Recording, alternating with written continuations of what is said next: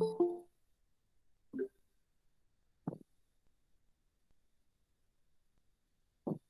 Assalamualaikum teman-teman semua. Waalaikumsalam, Bu. Oke, Alhamdulillah. Ini suara saya terdengar ya? Nggih, Bu. Oke. Ini kita mulai saja ya teman-teman. Sudah jam 7.45. Nanti yang lain bisa menyusul. Kita mulai saja ya. Nggih, Bu. Oke. Bismillahirrahmanirrahim. Assalamualaikum warahmatullahi wabarakatuh.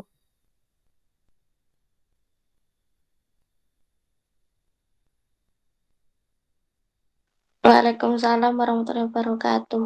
Waalaikumsalam warahmatullahi wabarakatuh. Alhamdulillah, pada hari ini kita bisa melanjutkan perkuliahan. Ini masih online ya teman-teman ya. Tapi mudah-mudahan tidak mengurangi semangat teman-teman untuk terus mencari ilmu ya, mencari pengalaman, dan juga nanti jika sudah punya bekal ilmu, teman-teman nanti bisa untuk mengaplikasikan atau mengamalkannya kepada diri sendiri, keluarga, maupun orang lain. Baik teman-teman, ini mata kuliah Sufi Hijamah. Ini mata kuliah yang baru ya, baru bagi teman-teman, baru juga bagi saya. Jadi di sini kita sama-sama sedang belajar ya.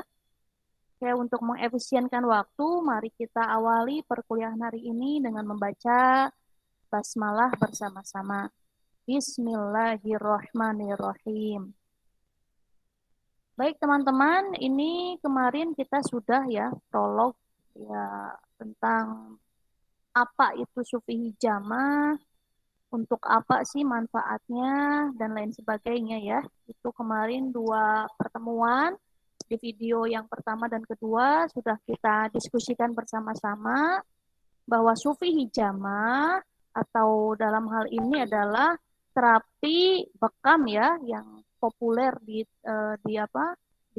telinga kita itu kan terapi bekam ya. Itu adalah salah satu alternatif ya. Salah satu alternatif, saya bilang salah satu alternatif terapi yang bisa digunakan ya atau yang biasa digunakan oleh para sufi ya atau para pendahulu kita seperti Nabi Muhammad, sahabatnya dan lain sebagainya ya, orang-orang terdahulu kita. Nah, di sini kita akan belajar ya hari ini itu tentang bagaimana sih SOP atau standar operasionalnya ya, titik bekam yang disunahkan oleh Rasul ya, yang disunahkan oleh Rasul ya, titik-titik mana saja. Nah, ini saya sudah buatkan ininya ya, SOP titik bekam ya, saya sudah buatkan di sini. Sebentar saya share dulu. Oke.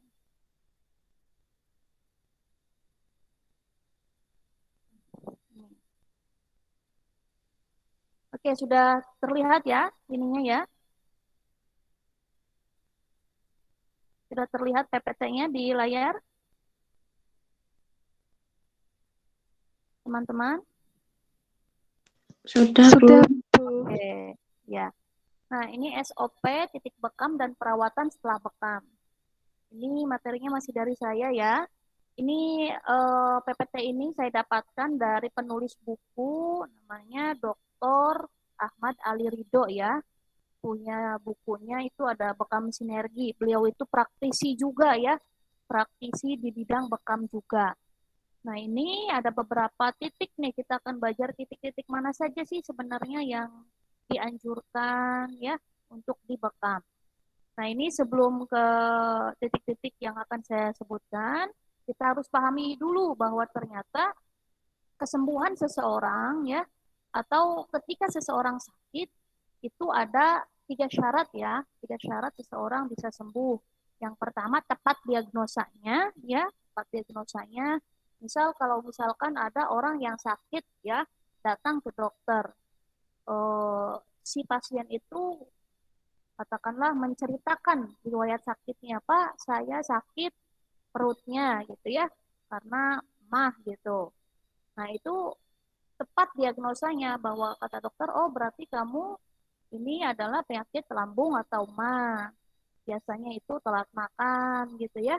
Terus juga biasanya makanannya tidak seimbang, misal terlalu banyak pedas atau terlalu banyak asam gitu ya. Itu didiagnosa. Jadi kita juga sebelum nanti menjadi ini ya, membantu orang yang sudah ahli nih.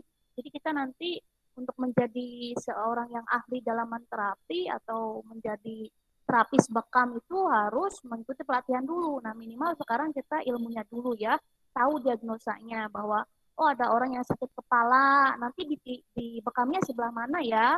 Oh, nanti ada orang yang apa? Yang sakit di bagian punggungnya gitu ya. Itu titik mana yang harus di bekamnya. Seperti itu, teman-teman. Jadi yang pertama, syarat sembuh itu kita minimal tahu ya, tahu diagnosanya, sakitnya di mana, nanti titik bekamnya juga di mana gitu. Yang kedua, tepat obat ya, tepat obatnya. Tepat obatnya itu dalam artian ketika kita sakit tadi ya, kalau misalkan sakitnya sakit apa namanya? Sakit fisik, misal tadi sakit mah atau apa, ya berarti kan nanti dokter juga merekomendasikan oh ini obatnya gitu ya. Nah, nanti kalau misalkan yang dibekam itu juga sama. Di mana titik-titik yang harus dibekamnya seperti itu. Nah, yang terakhir, ini yang prinsip harus dipegang bahwa ternyata sakit itu ya esensi dari yang menyembuhkan segala penyakit, baik itu penyakit fisik, psikis ya, atau spiritual kita, itu ternyata yang menyembuhkannya hanyalah Allah Subhanahu wa taala. Jadi kita hanya ikhtiar. Jadi kewajiban manusia ketika sakit itu adalah ikhtiarnya atau berusaha. Seperti itu ya. Jadi ketika sudah berusaha, tawakal, serahkan kepada Allah. Nah, sekarang bagaimana ini kita mendiagnosa ya, mendiagnosa atau mengidentifikasi titik-titik mana saja yang biasa dibekam. Ini saya mengacu tadi ya kepada pendapatnya Dr. Ahmad Ali Ridho ya, penulis Bekam Sinergi. Nah, ini beliau juga merujuk kepada titik-titik sunnah ya. Titik-titik sunnah itu titik-titik seperti yang sudah dicontohkan oleh Nabi Muhammad SAW. Nah, apa saja titiknya? Nah, ini yang pertama di sini ya, titik bekam sinergi tadi ya. Titik bekam yang dipakai dalam bekam sinergi ini adalah titik akupuntur. Sehingga secara keilmuan kami memandang metode pembekaman akan sangat baik jika dilakukan pada titik akupuntur. Yang kedua, jangan lihat gejalanya, tetapi masukkan gejala itu dalam sindrom apa. Tadi ya, diidentifikasi. Ini orang sakitnya tuh sakit apa. Ya, nanti baru dicari titik yang tepat untuk dibekamnya. Gitu ya. Nah, ini titik bekam yang pertama menurut tadi ya, Dr. Ahmad Ali Ridho, bahwa yang pertama itu ada namanya titik umu mukit ya, umu mukit. Apa sih umu mukit itu? Nah, ini di sini ada hadisnya ya, dari hadis riwayat Bukhari. Sesungguhnya Nabi telah berbekam di kepala dalam keadaan ihram karena sakit. Jadi yang disebut dengan umu mukit itu berarti berbekamnya di kepala ya, di atas kepala di sini. Nah, nanti saya tunjukkan di bagian mana gitu ya. Nah, ini umum mugit ini teman-teman fokus ke gambar ini ya, yang apa sih? Pelontos ini yang pelontos ya. Umum mugit itu seperti di tengah-tengah ya, tengah-tengah, tengah-tengah. Jadi posisinya kita cari tengah-tengah ke sini. Cara mencarinya adalah pertemuan garis yang menghubungkan atas pangkal kedua daun telinga dan garis yang ditarik ke atas dari hidung. Jadi cara mencarinya itu menghubungkan atas pangkal kedua daun telinga dari sini ya, dua pangkal daun telinga, dan garis yang ditarik dari atas garis hidung nah ke sini. Jadi tengah-tengah gitu ya, tengah-tengah di sini posisinya tengah-tengah. Kalau bahasa Indonesianya mungkin itu disebut ubun-ubun ya teman-teman ya. Gitu. Jadi di bekamnya di sebelah sana. Itu untuk titik bekam di kepala. Nah, ini prosesnya ya ini. Jadi seperti dipelontosi dulu nanti kepalanya ya. Biasanya nanti yang laki-laki ya, karena kalau yang perempuan itu kok kayaknya ini ya agak riskan ya. Maksudnya kalau perempuan agak dibotakin itu kan perempuan itu kan ini ya, rambutnya perempuan itu kan seperti mahkota. Ini biasanya laki-laki yang biasa melakukan bekam di umum mugit ini ya, titik di atas kepala ini. Nah, apa sih indikasinya? Tadi ya, kita harus tahu indikasi diagnosanya. Ini biasanya orang yang dibekam di atas kepala ini itu adalah orang yang biasanya suka migrain ya. Migrain itu sakit kepala. Vertigo ya. Vertigo juga sama sakit kepala ya. Pusing ya, epilepsi, darah tinggi, mata merah, kelainan mata, mata bengkak, mata terasa gatal, terserang sihir ya. Nanti kalau yang sedang belajar apa, teman-teman belajar terapi rukyah juga ya sama Bu Atika, itu nanti ada beberapa ustadz atau pendapat yang mengatakan bahwa rukyah itu ya nanti sangat bagus ketika ditambah dengan adanya terapi bekam gitu. Jadi efektivitas terapi rukyah itu akan terasa ketika digabungkan dengan bekam seperti itu.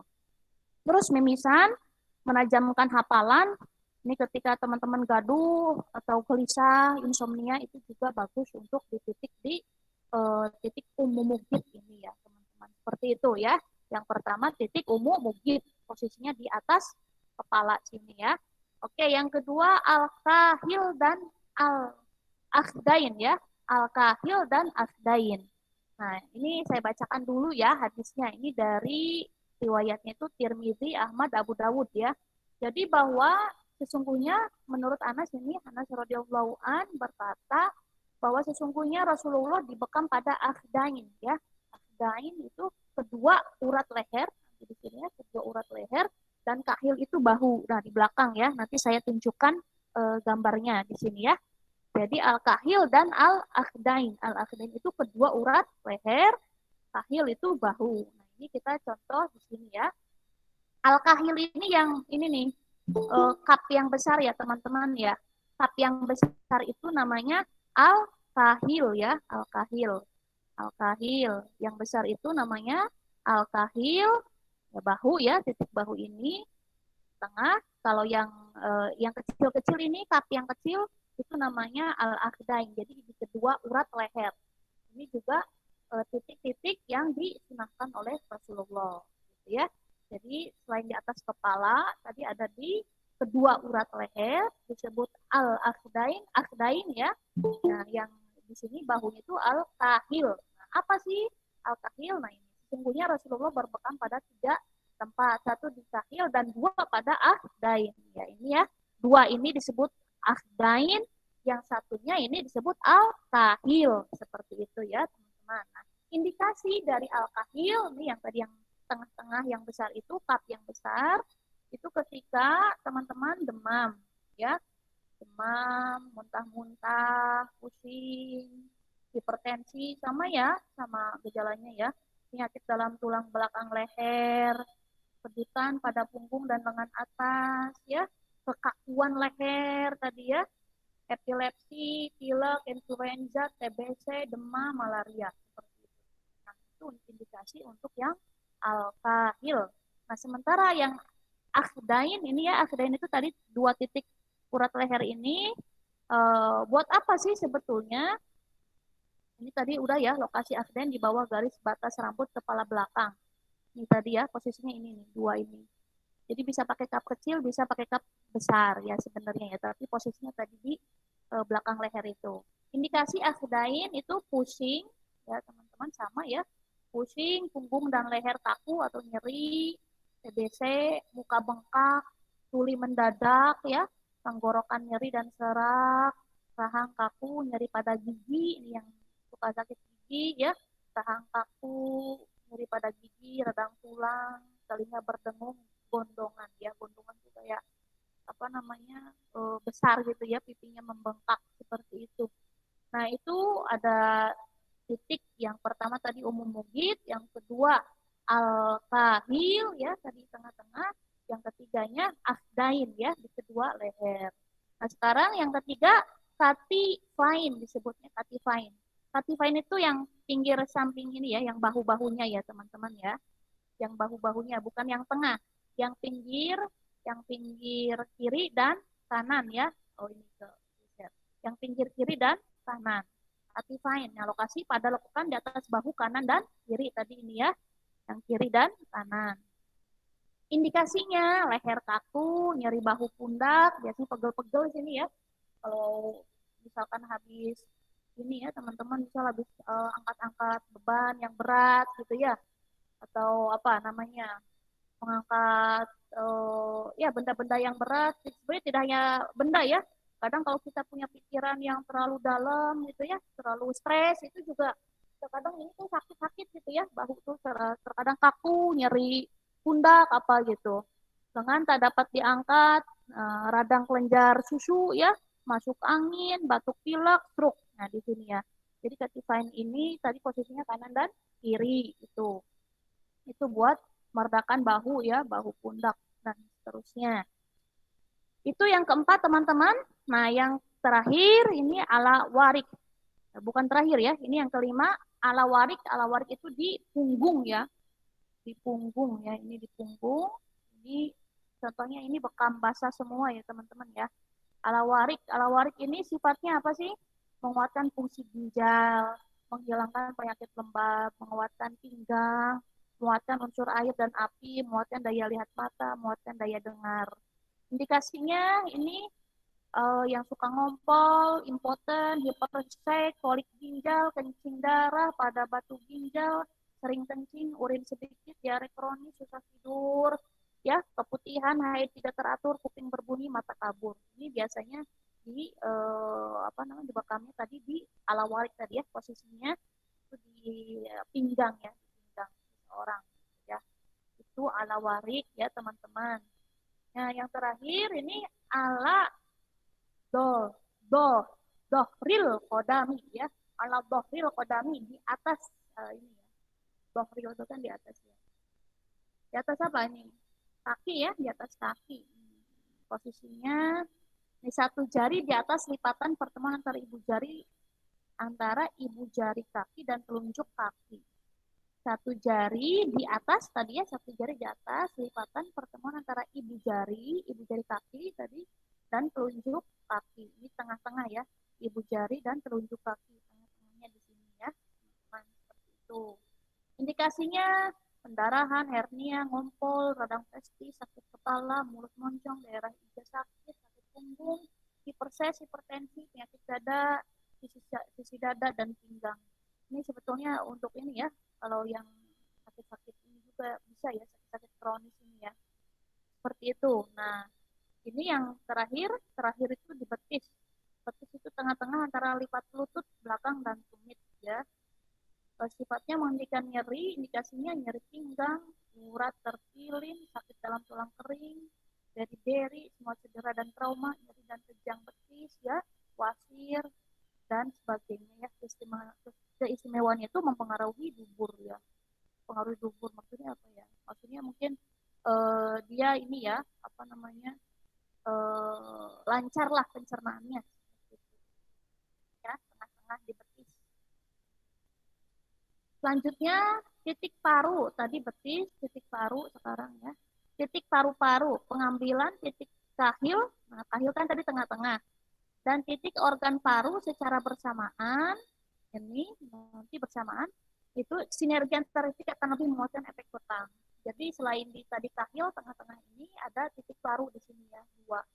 Titik paru itu menguatkan efek bekam ya, supaya seseorang mungkin lebih ini juga ya, lebih cepat efektif ya, lebih efektif untuk mengobatinya. Nah, sekarang perawatannya gimana sih setelah dibekam? Nah, ini ketika ini sebelum ke sana ya, ini ada beberapa gejala setelah dibekam. Biasanya ada yang pingsan nih, pingsan saat dibekam.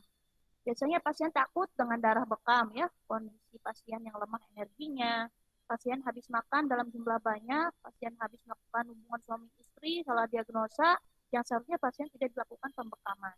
Ini pingsan ya, mengakibatkan pingsan. Beberapa gejala yang bisa muncul menjelang pingsan adalah pasien misalnya keluar keringat dingin, mata berkunang-kunang, napas pendek, kepala pusing, rasa mual, anggota gerak terasa dingin, bibir pucat ya. Ini tanda-tanda orang mau pingsan. Nah, gimana cara penanganannya? Ini pengobat atau si pembekam, bekam itu harus tetap tenang. Semua kop bekam dilepaskan, tadi kop-kop yang menempel di badannya dilepaskan. Kemudian darah dibersihkan, ya. Baringkan pasien dalam posisi terlentang, ya, di posisi terlentang dengan posisi kepala lebih rendah dari badan.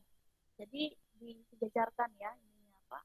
Kepalanya ya, kepala bukan dikasih bantal gitu ya, itu harus di posisi lebih rendah. Longgarkan semua pakaian yang melekat ya. Kalau pakai sabuk apa itu dilonggarkan. Yang perempuan pakai jilbab biasanya nanti dulu jilbabnya gitu. Terus diberikan udara segar dengan membuka ruangan atau kalau memungkinkan berikan oksigen ya. Jadi harus di ruang terbuka dan kalau bisa jangan dikerumun ketika ada yang pingsan itu biasanya kan kalau kita ada yang pingsan itu dikerumun ya, ya harusnya jangan karena dia butuh oksigen yang banyak. Nah cara penanganannya jika pasien dalam kondisi sadar maka berikanlah minuman penambah energi yang rasanya manis dan hangat misalnya madu hangat atau teh manis hangat ya. Kalau dia posisinya nggak sampai tertidur ya. Terus kalau jika pasien dalam kondisi tidak sadar, maka pemberian minuman dilarang karena bisa masuk paru-paru. Terus ketika dia misalkan tidak sadar atau dia tertutup matanya, jangan dikasih apapun ya. Jadi kasih tadi aja bau-bauan atau apa ya, minyak apa ya. Kalau di apotek itu ada yang namanya minyak kolonyah ya. Baunya tuh seperti apa ya? Seperti kayu putih seperti itu ya teman-teman. Jadi untuk bisa supaya merangsang dia sadar lagi. Terus yang terakhir, jika pasien tidak sadar, maka sadarkan dulu dengan memijat titik yang menstimulasi munculnya kesadaran, yaitu ujung jari kelingking luar. Ini nanti dipijit ujung jari kelingking luar, antara bibir dan hidung di sini, dan puncak kepala. Ini kita lihat titik-titiknya ya. Titik di sana, di sini. Kita pijit di sini, ya, di atas bibir ya, di bawah hidung, di atas bibir, di sini, di gini-gini ya, teman-teman seperti di apa ya? Di tapping ya, di tapping ya. Terus nanti ini yang kelingking dilipatkan, digigit ya, digigit sama tadi di atas kepala tadi di sini ya. Atas kepalanya itu digigit juga. Atas kepala digigit. Di sini juga digigit. Seperti itu ya. Oke, itu perawatan bagi yang sudah dibekam kalau dia mengalami pingsan. Nah, sekarang darah bekam keluar tidak berhenti, ya. Darah bekam yang keluar itu tidak berhenti. Hal ini bisa saja terjadi jika pembekam melakukan penyayatan yang terlalu dalam atau pasien yang sangat lemah sehingga darah keluar tidak dapat berhenti. Ini memang harus yang ahli ya, teman-teman ya. Kalau tidak ahli memang ini tadi khawatir ada hal-hal yang justru malpraktek ya. Malpraktek itu kan nanti malah bahaya juga.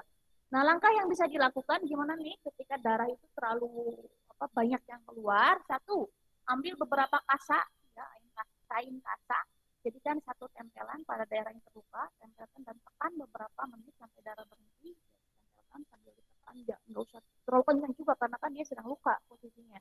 Jadi ditutup ya, ditutup sambil dikasih kain kasa. Yang selanjutnya jika dilakukan penekanan darah tidak berhenti, maka kemungkinan luka terlalu dalam sehingga perlu dilakukan penjahitan pada luka. Ini memang tadi ya dokter ini biasanya dokter juga melakukan hal ini ya. Maka itu harus dibawa ke pelayan kesehatan yang ada seperti puskesmas, perawat atau praktek dokter gitu ya. Harus ada dijahit juga. Terus selanjutnya dalam membawa pasien ke pusat rujukan, usahakan asa tetap dilakukan penekanan dengan cara diikat atau diplester. Jadi ketika dibawa atau dirujuk ke dokter, itu si kain kasa harus tetap menempel biar darahnya nggak terlalu banyak keluar gitu ya. Terus jika dilakukan penekanan darah bisa berhenti, maka oleskan pada daerah luka itu dengan minyak zaitun atau minyak nabati lainnya yang bisa menghentikan pendarahan. Seperti itu teman-teman ya. Langkah setelah perawatan bekam. Itu saja teman-teman yang bisa saya sampaikan untuk mata kuliah Supi Jamaah ini. Mudah-mudahan ada manfaatnya teman-teman ya. Dan juga nanti kalau ada yang mau bertanya, dipersilakan. Nah, silakan sesi diskusi. Tidak apa-apa, tidak usah dinyalakan kameranya ya, cukup raise hand aja. Raise hand dan nanti menyampaikan voice note-nya aja, tidak usah dinyalakan kameranya nggak apa-apa.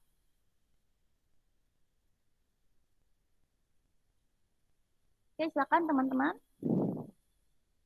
Sharing pengalaman, barangkali kemarin ada yang ini ya, Huda yang atau Vivi kemarin yang pernah ikut pelatihan-pelatihan itu gimana?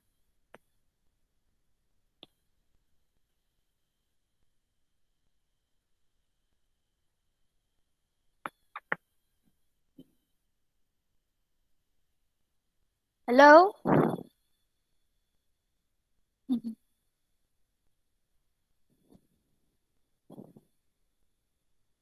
Kalau gitu ada yang mau tanya nggak ini? Vivi? Vi gimana Vi? Halo, ada lembu. Iya.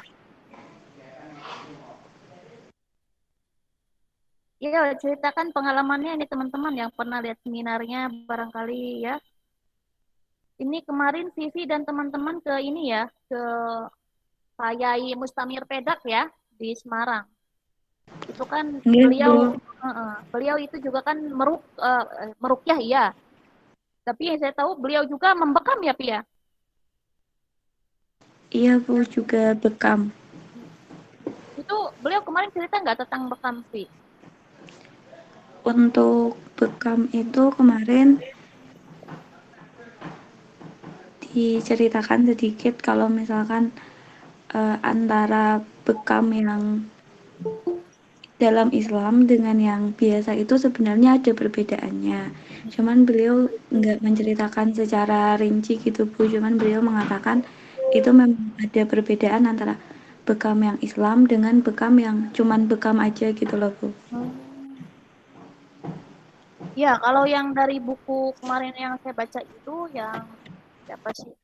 Yang awal saya pertemuan pertama itu kan ada ya di RTS saya bilang ini saya lagi baca buku dari beliau itu memang ada perbedaan ya antara bekam dengan suku hijamah makanya disebutnya hijamah karena ini menunjukkan bahwa ini dari Islam lah gitu ya tapi sebetulnya esensinya itu kan sama ya esensi itu intinya atau tujuan dari adanya bekam atau hijamah itu kan intinya tadi ya mengeluarkan angin kalau yang bekam kering kalau yang basah berarti mengeluarkan darah kotor ya mengeluarkan darah kotor kemarin kan udah disinggung itu ya di awal-awal kuliah.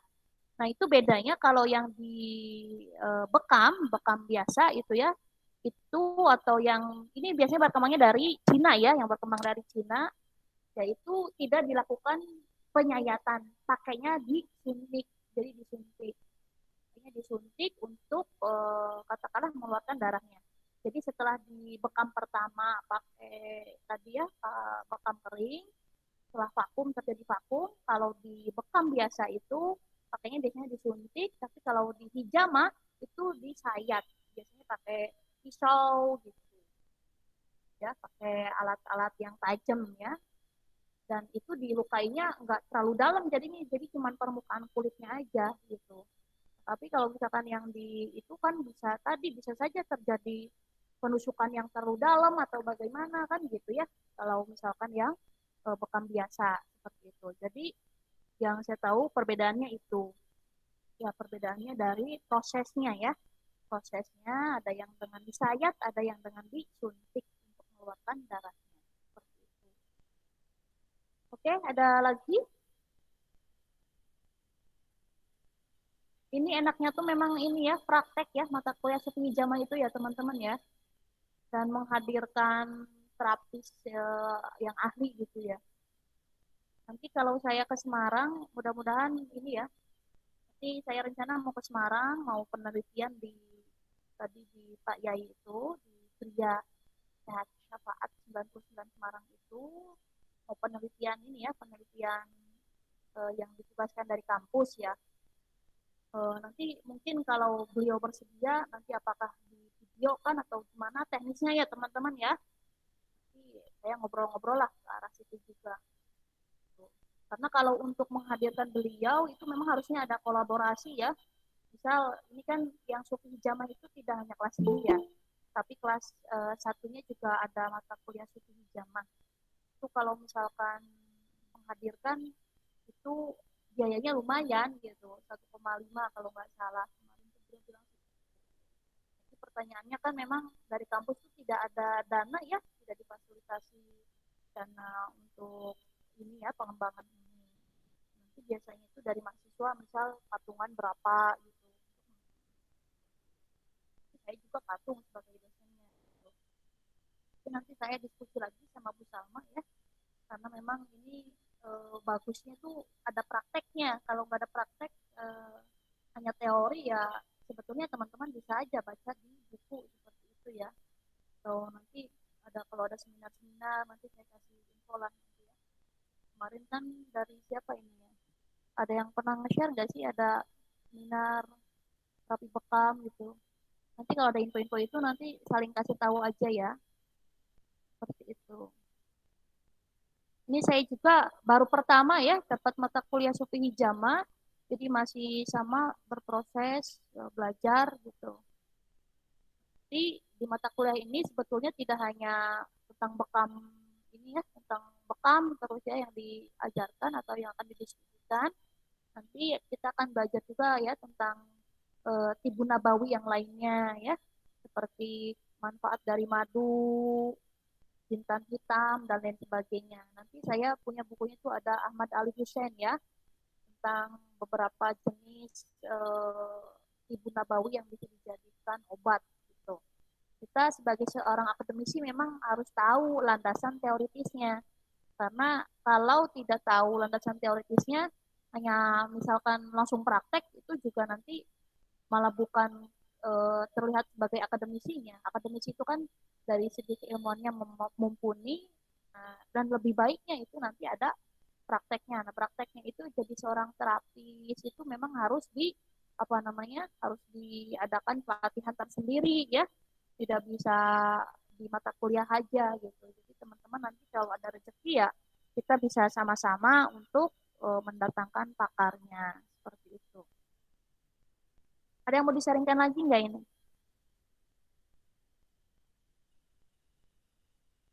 Atau ada yang mau bertanya? Ya, silakan Pi. Mau tanya kalau tadi kan katanya setelah dibekam itu bisa pingsan. Itu atau karena kekurangan darah atau enggak, Bu? Iya. Oke, ini ada pertanyaan ya. Kalau habis dibekam, tadi kan di slide-nya itu orang yang habis dibekam ada juga yang pingsan gitu ya. Kenapa? Tadi ada ya beberapa alasannya ya. Ada yang mau jawab dulu nggak, teman-teman?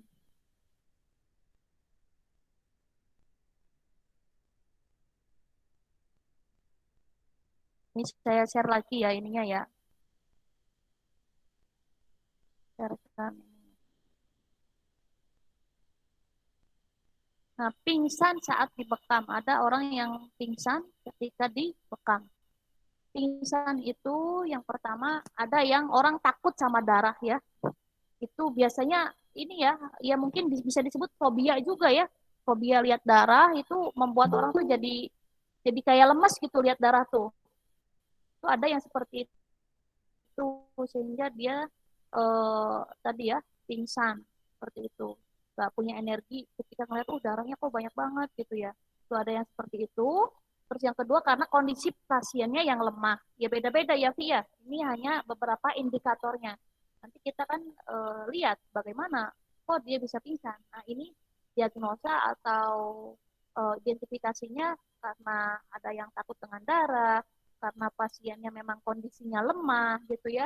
Kondisinya lemah itu misal ketika sebelum dibekam dia sebetulnya bagus gitu ya, tapi mungkin dianya tuh semalamnya habis begadang ya, kurang tidur, atau memang sebetulnya dia dalam kondisi yang kurang fit, atau juga tadi ya waktu pelaksanaan bekamnya itu kurang tepat ya. Kemarin kan di pertemuan kedua kita sudah diskusikan bahwa ternyata bekam itu ada waktu-waktu yang dianjurkan.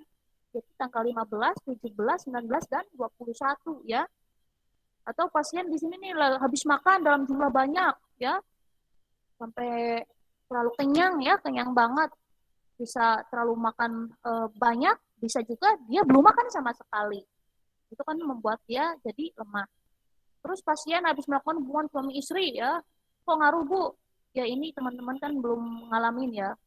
Intinya ya habis keluar energi lah gitu ya. Jadi dia capek seperti itu dalam kondisi yang tidak fit. Nah yang terakhir salah diagnosa yang seharusnya pasien tidak dilakukan pembekaman. Tadi ya salah diagnosa dia misalkan sakitnya apa gitu ya, sakit punggung atau apa gitu ya. Mungkin dia dibekamnya posisinya salah, titiknya tidak tepat, itu kan bisa jadi ya seperti itu. Terus juga tadi ya pasiennya itu dia harus pasrah kan ya, ketika dibekam itu kan harus pasrah. Mungkin dia ada seperti nervous atau takut atau tidak yakin, itu kan bisa jadi juga itu membuat akhirnya proses bekamnya itu tidak maksimal, sehingga mengakibatkan dia juga pingsan juga seperti itu. Jadi banyak faktornya, tergantung pada kliennya itu bagaimana. Tapi kalau saya pribadi ini ya, ini saya pribadi memang saya termasuk yang takut ya kalau lihat darah gitu ya, itu lumayan takut juga. Makanya eh, bagi saya yang mungkin takut darah bisa dilakukannya ya terapi bekam yang kering gitu, yang hanya untuk mengeluarkan angin ya. Tapi kalau di Indonesia kan kalau nggak bekam juga nggak apa-apa ya. Ada terapi yang lainnya, alternatif pengobatan lain itu kan bisa dengan kerokan atau dipijat ya, atau dengan mandi air panas ya, mandi uap itu kan banyak sebenarnya tekniknya. Makanya saya tadi bilang bahwa supi hijama ini hanya salah satu alternatif saja. Alternatif ketika orang itu ingin berobat. Jadi ada alternatif orang berobat ketika sakit itu ya, sakit punggung misal, ada yang memilih saya dipijat aja, ya tidak apa-apa. Itu kan salah satu ikhtiar orang untuk supaya sembuh lagi. Jadi bukan berarti supi hijama ini yang satu-satunya mengobati, tidak ya. Tapi ini memang sufi hijama itu salah satu anjuran juga dari Nabi bahwa ada tiga pengobatan yang bisa menyembuhkan dengan madu, dengan bekam dan dengan kai ya, yang pertama saya sudah sebutkan. Tapi Nabi tidak suka kai ya, karena itu menyakiti ya, besi panas ditempelkan ke badan kita itu bagi Nabi itu tidak direkomendasikan gitu. Jadi di sini lagi-lagi kita harus pahami dulu klien kitanya itu bagaimana kondisi fisiknya, kondisi bahkan kalau perlu tadi ya dia dalam kondisi sedang bagaimana nih, gelisahkah atau apa, kan tadi ada beberapa titik ya. Kalau gelisah berarti di umum mungkin ini gitu kan. Itu juga bisa jadi kita harus tahu diagnosa kliennya itu. Oke gitu ya. Gitu. Iya Bu Venta, terima kasih. Oke, yang lain ada lagi nggak? Ini alhamdulillah nih teman-teman bisa tergabung ya kelas ini. Eh, sudah semester 6 ya ini ya. Sudah semester 6 saya ingatkan lagi teman-teman supaya dari sekarang untuk nyicil proposal skripsinya ya. Nanti teman-teman bisa diskusi dengan dosen yang teman-teman anggap nyaman lah untuk diajak diskusi ya. Bisa dengan Bu Atika, Bu Dianing, Bu Nova, Bu Erin, atau saya juga boleh gitu ya. Jadi harus disiapkan semester 6 itu. Biar nanti semester 7 tinggal KKN, setelah KKN langsung seminar proposal, langsung lulus nanti semester 8 pas. Ya. Jadi dimanfaatkan waktunya. Oke, ada lagi ini teman-teman. Nanti jam setengah 10 kita ini ya, diskusi di terapi musik, teman-teman keberatan nggak ya?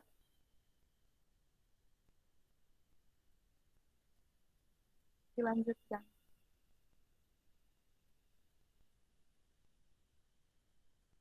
Soalnya ini besok tuh saya ada kegiatan di Usuludin.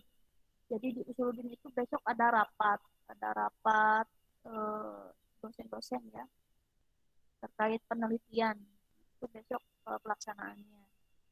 Kalau saya bikin video lagi, ini video tuh ini ya, khawatir ada teman-teman yang kurang paham, nggak bisa ditanyakan langsung, makanya difasilitasi dengan Meet, karena kita juga belum pernah Meet ya, ininya, bisa pakai Meet gitu.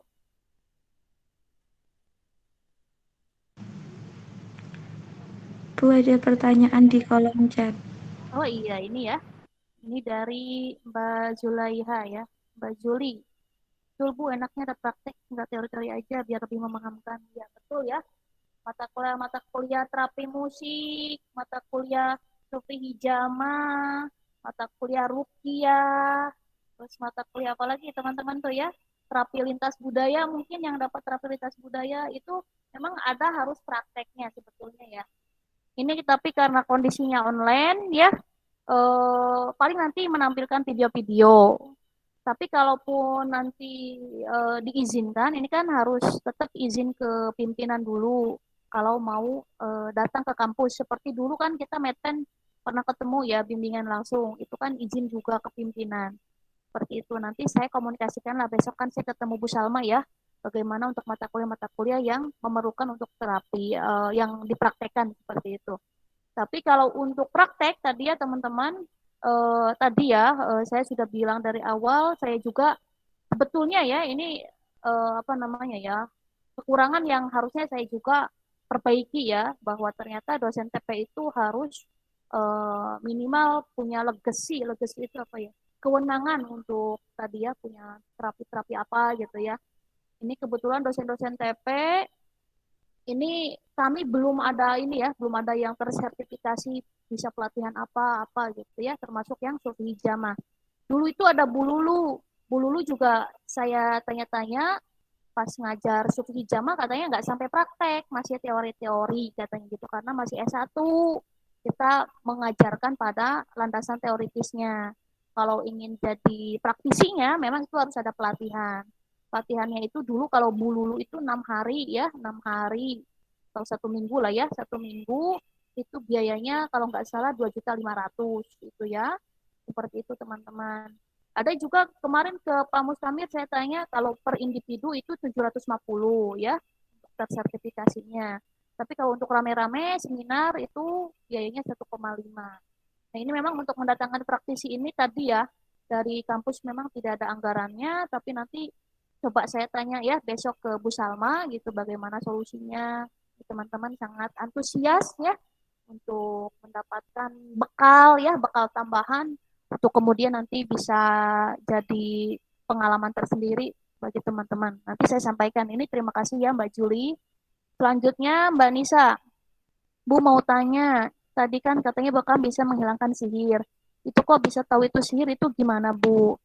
Kan sihir kan nggak kelihatan kan Bu, ada tanda-tandanya atau bagaimana Bu? Nah ini sebenarnya di mata kuliah terapi rukyah ya, ini semester ini dapat mata kuliah terapi rukyah nggak teman-teman? Semester ini dapat mata kuliah terapi rukyah nggak? Ada Bu semester Ada ya? ini. Ada ya, terapi rukyah. Itu kalau teman-teman ini ya, nanti saya apa namanya sharekan video beberapa apa namanya ustadz ya, karena kan ini kalau berkaitan dengan rukyah juga ada memang orang Indonesia itu kan kiai atau ustadz itu kan ini ya berobatnya seperti itu. Itu ada di sini nanti saya share ya link YouTube-nya bahwa menurut ustadz ini tuh apa namanya sihir itu bisa bisa apa ya bisa bisa hilang itu salah satunya dengan diruqyah ditambah itu dengan bekam. Jadi efektivitas terapi dari ruqyah itu bisa digandengkan atau dipadukan dengan terapi bekam untuk mengusir sihir. Bu, bagaimana sihir bisa tahu kan itu udah jelas belum ya suaranya? Sudah Bu. Oh iya. Kan itu sihir itu nggak kelihatan Bu, bagaimana tanda-tandanya? Nah ini kalau teman-teman belajar ruqyah nanti ya sama dosennya, memang ada beberapa indikasi atau beberapa apa ya, ciri-ciri orang yang kena sihir ya, kan memang nggak kelihatan. Tapi ada ciri-cirinya, ada perubahan perilaku, perubahan emosi, perubahan pikiran, biasanya seperti itu. Jadi orang yang kena sihir itu misal gini, ada orang yang tadinya tuh sama istrinya misal ya, sama suami istri. Ini saya menganalogikan atau menceritakan suami istri. Suami istri itu tadinya hidup rukun, aman, damai gitu ya. Ini tapi kok tiba-tiba suaminya itu perilaku suaminya seperti aneh gitu. Seperti tidak ini ya, tidak seperti yang dulu ya. Tidak perhatian, tidak sayang lagi dan sebagainya. Nah, ini ketika berobat, ini kan orang-orang yang menggunakan ruqyah ini kan memang harus orang-orang yang percaya pada agama juga ya. Orang yang percaya pada agama itu yang pertama, yang kedua ini di Indonesia khususnya ya, di Indonesia saya bilang di Indonesia khususnya, Indonesia itu kan mayoritasnya masih ini ya, masih kental budaya mistiknya ya, bahwa ketika ada yang sakit aneh yang aneh tadi ya, itu kena sihir, kena santet, kena guna-guna, itu kan masih kental sekali. Kenapa Bu bisa kental gitu? Karena budaya itu kalau sudah berkembang, sudah membudaya, sudah jadi budaya ya memang susah ya teman-teman, kita melawan dari kebiasaan itu ya susah juga. Kan kalau dalam makalah ya, dalam makalah itu al-'adatu muhakamah, bahwa kebiasaan dari budaya seseorang itu bisa jadi hukum ya, bisa jadi hukum. Ya, al-'adatu muhakamah. Misalnya tadi orang yang di satu kampung itu percaya bahwa ketika ada yang sakit itu pasti kena sihir atau kena santet. Itu kalau di Cirebon, di daerah saya, Cirebon, Kuningan, itu masih kental sekali ya mistisnya. Bahkan ada channel YouTube ya, tadi ada channel YouTube Ujang Bastomi ya, punya pesantren Pondok Anti Galau di Cirebon, itu ada pondok pesantren anti galau. Itu mengobati orang-orang yang seperti kena sihir, kena guna-guna, ya, kena orang yang mau jadi pejabat tapi nggak jadi, itu ya, stres lah seperti itu. Pondok Anti Galau Ujang Bastomi itu. Tapi bagi masyarakat milenial, mohon maaf ya, tanda kutip, masyarakat yang sudah maju ya, berpikiran maju lah ya, ada juga yang kurang sepakat dengan fenomena sihir, fenomena santet, guna-guna gitu ya. Bahkan yang saya baca dari buku Pak Mustamir Pedak itu, ketika beliau meruqyah, ini kok agak sedikit ke ruqyah nggak apa-apa ya, karena ini kan ngomongin sihir juga. Itu ternyata ketika mengobati pasien-pasien yang sepertinya sedang disihir, sedang diguna-guna, sedang diikutin makhluk-makhluk yang halus gitu, itu Pak Mustamir itu bukan tidak percaya, tapi tidak terlalu mendengarkan cerita-cerita mistisnya. Jadi beliau lebih kepada mendengarkan bagaimana keluhan-keluhan batin, keluhan-keluhan psikologis yang dialami pasiennya. Seperti itu. Jadi tadi fenomena sihir, santet, guna-guna itu juga ada dua perspektif ya. Satu perspektif yang percaya dengan adanya fenomena itu, ya. Yang kedua ada yang melihatnya dari sisi ilmiahnya, bahwa orang kena sihir atau apa tuh, atau dia ngerasa diguna-guna, ngerasa jadi nggak benar, itu sebetulnya dirinya aja sedang terguncang karena dirinya jauh dengan Allah, karena dirinya memang tidak punya pedoman dalam hidupnya, seperti itu. Jadi ada dua perspektif yang digunakan. Dan saya di sini sebagai akademisi ya tidak menyalahkan dua-duanya. Sama-sama punya perspektif yang kuat, dan itu mungkin betul bagi dirinya, ya kita harus toleransi ya. Karena apa? Karena masyarakat Indonesia, tadi saya bilang lagi, ini kan mohon maaf ya, banyak orang yang di latar belakang ekonomi yang masih kurang. Di kampung-kampung ketika mereka berobat, misal ada kanker nih ya, perutnya busung, gede. Wah, ini kena santet, itu kena sihir. Nah, itu kan kalau di kampung-kampung kan seperti itu ya. Tapi kalau di masyarakat kota, ketika ada perutnya membusung gitu kan, itu kan, oh itu kanker itu harus segera diobatin. Ada yang punya uang kan, mereka pergi berobat ke Singapura, kemana kan, seperti itu. Tapi karena di kampung mereka, mohon maaf ya, ini saya tinjauan ekonomi ya, karena dalam segi ekonominya kurang, apalagi yang bisa mereka perbuat. Akhirnya mereka berobatnya ke Pak Yai ya, ke Ustadz gitu ya, minta doanya, minta supaya disembuhkan sakitnya. Ada di kampung saya masih ada itu. Kalau ada yang sakit tuh berobat ke Pak Yai ya, nanti Pak Yainya tuh ngasih semacam bukan obat, air minum yang mungkin sudah dikasih doa-doa ya. Nah ini jangan salahnya tuh kalau di Indonesia kan tadi ya masih kental juga dukun dan sebagainya. Kalau bisa jangan larinya ke dukun, larinya tuh kalau ke Pak Yai boleh lah ya, ke Pak Yai atau ke Pak Ustadz itu ya, itu masih boleh. Tapi kalau ke dukun itu, nah ini yang nggak boleh. Nanti teman-teman belajar di yang terapi ruqyah itu. Ruqyah itu kan doa-doa yang diambilnya dari Al-Quran dan Sunnah atau hadis, seperti itu. Nah, bagaimana sekarang Bu kok sihir bisa hilang ya, bisa hilang dengan bekam? Itu tidak hanya bekamnya saja, tapi harus dikaitkan dengan ruqyah. Jadi efektivitas seseorang bisa hilang dari sihirnya itu ketika diruqyah ya, diruqyahnya dulu, diruqyah atau dibacakan doa-doa tadi ya, setelah diruqyah baru dibekam, seperti itu. Jadi tidak hanya bekamnya aja, tapi ruqyahnya dulu, bekam itu adalah tambahannya supaya ada tadi ya dikeluarkan darah kotornya seperti itu. Karena katanya jin itu juga mengalir dalam darah kita. Nah, ini perspektif yang digunakan oleh ustadz-ustadz yang ketika menghilangkan sihir, yaitu dengan bekam dan ruqyah. Jadi supaya si darah itu bisa keluar dari dari tubuhnya seperti itu. Seperti itu Mbak Nisa.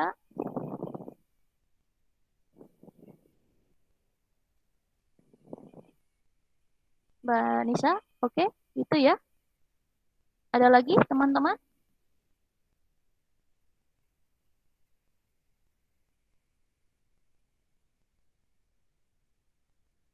Oke, teman-teman masih ada?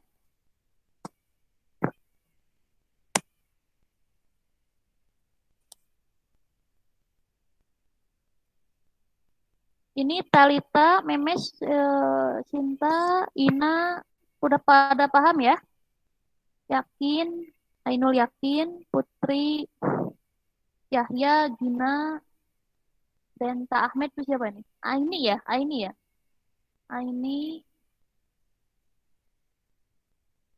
siapa lagi? Cinta, Sifwa, Cinta, Surya, Arifin, alhamdulillah ini Arifin tergabung. Vivi, Yahya, sama Juli.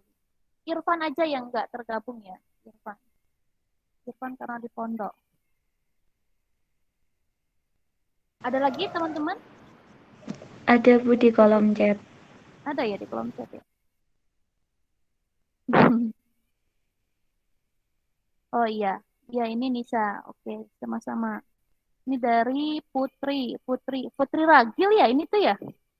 Putri Alfi. Iya Bu, Putri Ragil Oh, Alfi. ini ya, padahal nggak apa-apa disampaikan langsung aja. Oke, ini Putri Ragil. Bu, izin bertanya, mengapa dikeluarkannya darah kotor melalui bekam di daerah kepala dapat menghilangkan kegelisahan atau stres? Bagaimana prinsipnya? Coba saya tanya lagi ya. Izin bertanya, Bu, mengapa dikeluarkannya darah kotor melalui bekam di daerah kepala dapat menghilangkan kegelisahan atau stres? Bagaimana prinsipnya? Oke, ini kan tadi kita ini ya belajar dari apa? Dari sunnah ya, titik sunnah tadi ya, titik sunnah umum mugid ya, saya sampaikan lagi di sini. PPT-nya ya, umum mugid. Umum mugid itu umum itu kan kepala ya, umum di atas lah intinya ya. Di atas. Kenapa sih harus di atas kepala, Bu, yang di bekamnya? Dan kenapa kok bisa itu tuh bisa menghilangkan kegelisahan atau stres? Gimana kok bisa ada korelasi, ada prinsipnya tuh gimana, Bu? Ini ya, kita cek dulu di sini. Prinsip umum mugid. Umum mugid. Nah ini ya, umum mugid tadi ya bahwa Rasulullah Shallallahu Alaihi Wasallam itu telah berbekam di kepala. Di kepala di sini ya tadi dalam keadaan ihram karena sakit kepala ya. Ya Nabi juga kan manusia ya teman-teman ya, pernah sakit kepala, pernah pusing ya sama ya. Karena beliau juga manusia, meskipun memang manusia yang berbeda lah dengan kita ya, karena beliau memang manusia yang sempurna atau insan kamil. Nah, ini umum mugid tadi di titik ini ya, titik kepala atas ini. Nah, indikasinya tadi kan salah satunya itu menghilangkan kegelisahan atau tertekan insomnia ya. Atau ini bisa disebut juga sedang stres ya.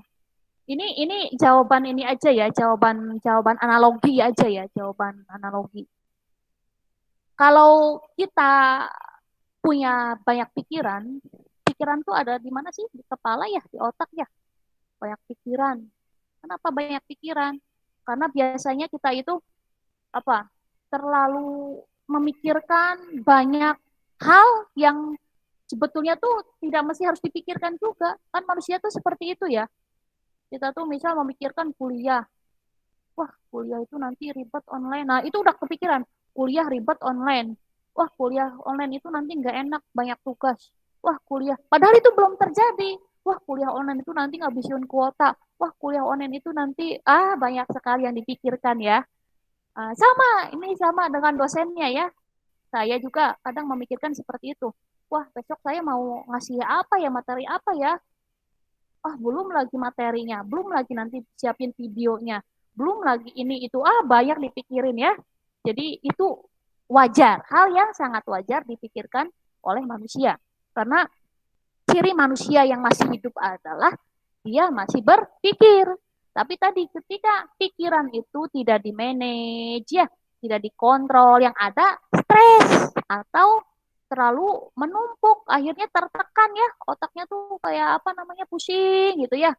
Itu juga sebenarnya wajar ya, kita sesekali pusing, sakit kepala juga wajar seperti itu. Tapi kalau keseringan, nah ini yang tidak boleh. Karena kalau keseringan nanti teman-teman tidak produktif dalam mengerjakan kegiatan sehari-hari. Makanya ini, Bu, bagaimana kok ada korelasinya?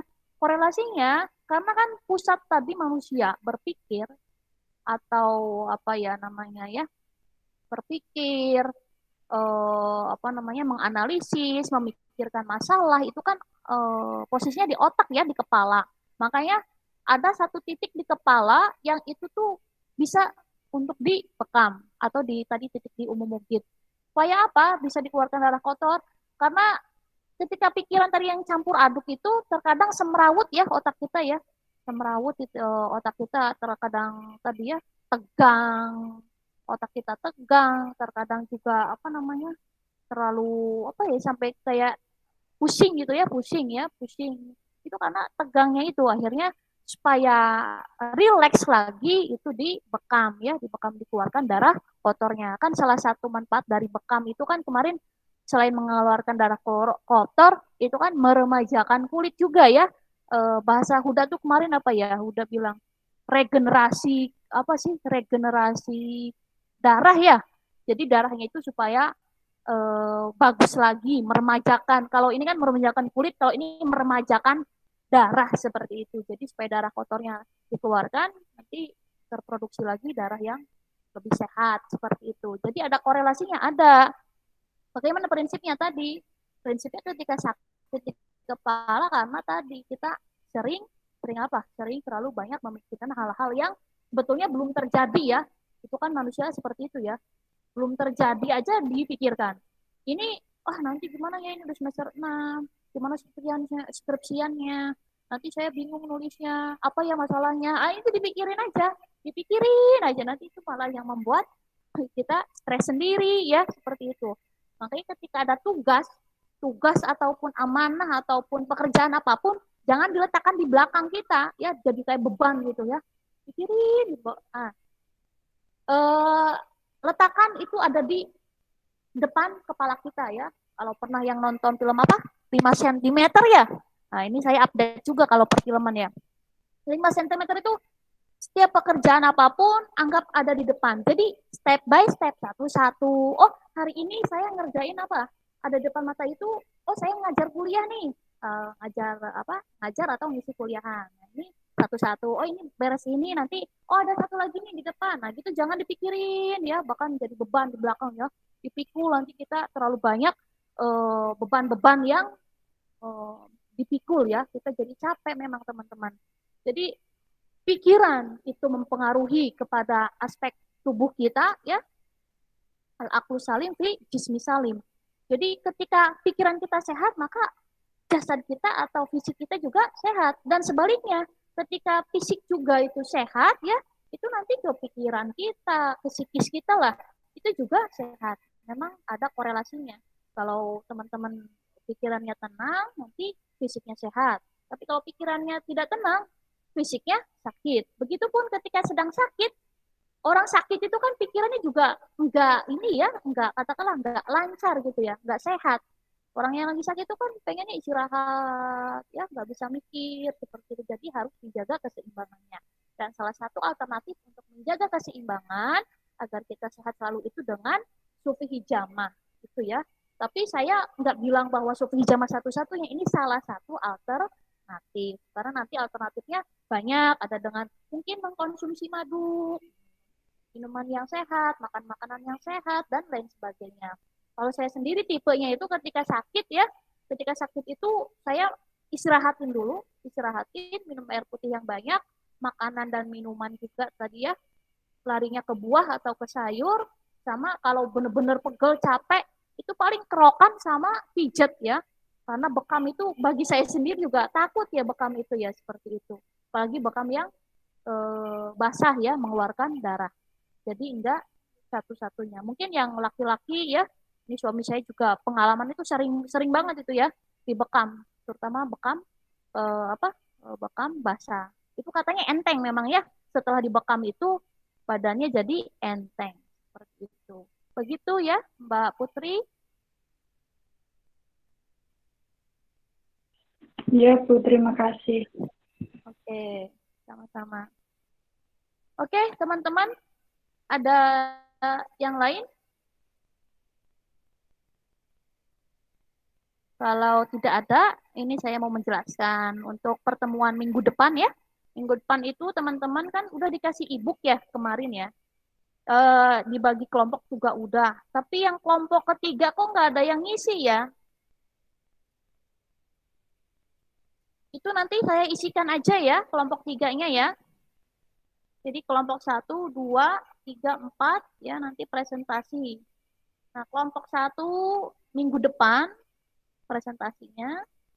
Medianya bebas, mau video diunggah ke YouTube atau ke Meet ya, atau nanti menggunakan Meet itu terserah kesepakatan kelompok gitu ya. Dianalisis ya, di resume terus dijelaskan. Terus yang kedua, minggu kedua itu nanti kelompok 2 ya. Minggu depan maksudnya kelompok 1. Nah, minggu selanjutnya itu kelompok 2. Nanti saya tuliskan timeline atau waktu untuk presentasinya. Nanti saya WA-kan ya di WA group. Tanggal-tanggalnya gitu ya. Itu nanti untuk kelompok 1, 2, 3, dan 4. Nah, yang kelompok 3 nanti saya isikan siapa orang-orangnya. Ya, itu ya teman-teman ya.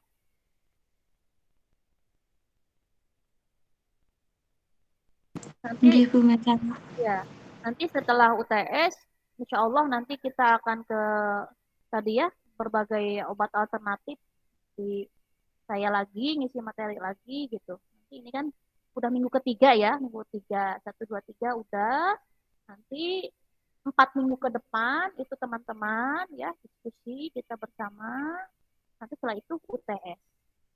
UTS-nya ada yang mau request nggak UTS-nya mau apa? Kalau mau tulisan atau mau analisis video atau apa?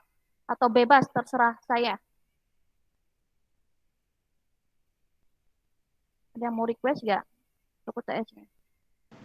Requestnya tugas, Bu, jangan soal. Oke, tugas ya. Nanti saya pikirkan tugasnya. Oke, UTS-nya tugas. Praktek bekam gelas, iya ya. Kemarin yang praktek apa siapa yang bisa tuh? Yahya ya kemarin ya. Yahya ya. Nah itu nanti tugas itu apakah nanti ke praktek? Oh ini untung diingetin sama Surya ya. Praktek bekam gelas ya, praktek bekam gelas. Kan kemarin ada Ina kalau nggak salah ya, Ina juga ya. Ina itu Iya, Bu. gimana ya? Gimana, Bu? Di Ina katanya ada ini ya. Iya, saudara itu. Kayak kalau di sini sih ya, Bu, namanya itu kayak kop-kopan gitu loh, Bu. Pakainya api gitu. Sama gelasnya kaca. Itu juga salah satu bekam Ina. Jadi bekam itu kan si alatnya itu ada yang pakai cup, ada yang pakai gelas, pakai api, ya. Bahkan ada yang pakai bambu. Kalau zaman dulu malah pakai tanduk. Itu nggak masalah, itu kan berarti alatnya. Nah, yang di INA itu juga termasuk yang bekam. Tapi coba nanti ini ya, kalau untuk UTS nanti bisa aja ya, ini gambaran aja. Bisa saja nanti saya menugaskan yang perempuan, misal ya, yang semua perempuan. Nanti riset tadi di INA ya, di tempatnya INA, itu bagaimana proses pelaksanaan bekam. Yang laki-laki nanti di Yahya ya, bagaimana mensimulasikan ya, mensimulasikan pengobatan tadi ya, praktek bekam dengan gelas untuk mengobati kemarin tuh mengobati bisul ya Yahya ya. Nah, itu. Iya, Bu. Iya. Nanti ya ada Surya. Surya berarti harus jadi pasiennya nih ya. Bisul dulu ya Surya ya. Enggak bercanda ya. Oke, itu ya teman-teman, itu untuk perkuliahan hari ini. Jadi minggu depan presentasi kelompok 1 ya. Minggu depannya lagi 2, 3, 4, setelah itu UTS. Setelah UTS nanti dari saya lagi materinya bikin ke video atau nanti ke Meet lagi. Itu teman-teman ya untuk materi Sufi Jam hari ini. Bu, setelah ini lanjut terapi musik. Langsung atau istirahat dulu? Ini saya beri waktu istirahat dulu 20 menit ya. Iya, Bu. Ya, nanti masuk lagi di jam 9.20 atau 9.30 maksimalnya ya teman-teman. Nanti tergabung lagi di Meet yang berbeda. Ini saya close dulu ininya Meet-nya ya. Nanti saya buatkan lagi link Meet untuk di mata kuliah terapi musik. Nanti terapi musik nanti ada nonton-nontonnya. Kalau ada video itu bisa ditayangkan nggak ya di Meet?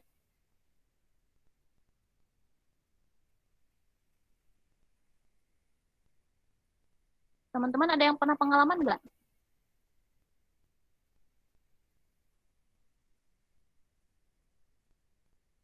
Nggak tahu ya. Oke, nanti kita cobain aja ya. Kalau misalkan videonya nggak muncul, nanti saya share aja videonya. Kalau misalkan muncul ya alhamdulillah nanti kita bisa analisis bagaimana sih terapi musik itu. Oke, teman-teman itu saja ya. Vi, gimana Vi? Ada yang mau sampaikan? Enggak, Bu, udah. Udah, ya. Yang lain gimana? Udah? Sudah. Ya, oke sudah ya. Terima kasih, ini yakin tadi yang paling pertama masuk ke Meet-nya ya. Terima kasih atas kedisiplinannya, yakin. Oke, teman-teman. Terima kasih. Alhamdulillah ini sudah jam ini ya, jam 9 kurang 8 menit. Mudah-mudahan ada yang bisa ada yang bisa didapatkan hari ini untuk absennya. Kalau belum bisa diakses, nanti saya bisa bantu untuk absenkan ya, teman-teman. Jadi nanti saya bantu absenkan dari sini ya. Terima kasih sekali lagi. Mari kita akhiri perkuliahan hari ini dengan membaca hamdalah bersama-sama. Alhamdulillah. Amin. Terima kasih sekali lagi. Mudah-mudahan Allah selalu memberikan kesehatan, keselamatan, dan juga keberkahan, serta memberikan cahaya atau nur dan ilmunya kepada teman-teman semua, dan teman-teman bisa menjadi pribadi-pribadi yang bermanfaat bagi banyak orang. Amin ya rabbal alamin. Amin. Baik teman-teman, terima kasih. Saya tutup. Billahi taufiq wal hidayah. Wassalamualaikum warahmatullahi wabarakatuh. Waalaikumsalam warahmatullahi wabarakatuh. Oke, saya tutup ya Meet-nya. Oke, Bu. Oke, Bu. Monggo.